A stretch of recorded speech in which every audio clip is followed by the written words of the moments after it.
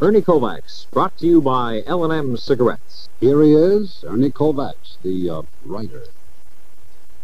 I have another postcard from our old screenwriter friend, Tuborg Bessemeyer, who writes, Dear Ernie, as you know from my last postcard, I am now writing mystery pictures. I used the lines of dialogue you gave me, and now I have to write 2 more pictures. Can you give me some fresh lines, as I don't want Migraine Studios to say I'm getting stale?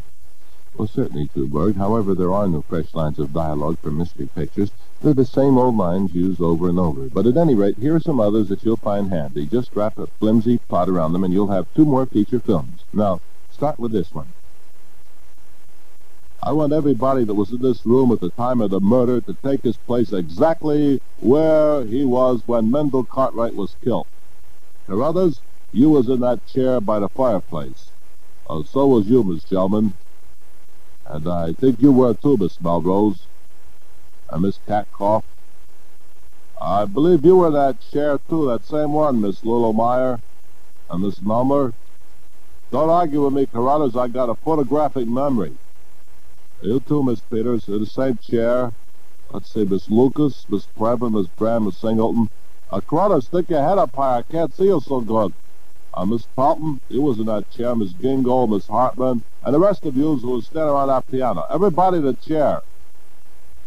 Look here, Inspector, the bullet entered here, just below the ankle, another went through his arm, another through his shoulder, 2 in the back. The knife wounds seem to be located in the chest and right calf. This 8-foot Wambezi spear caught him in the back of the neck, 7 arrows in the backs of his legs. Inspector, I am beginning to believe it wasn't suicide after all. I have made a deep study of these things. The vampires come after the sun goes down.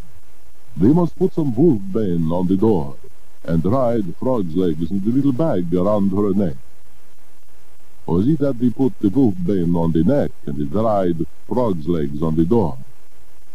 Or was it dried frog's legs, or was it creamed mushrooms? Let me think.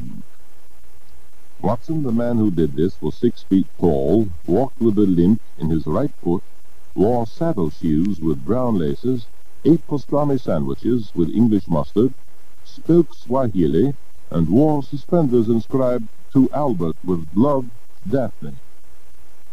How do I know all this? Elementary. Daphne told me, Watson.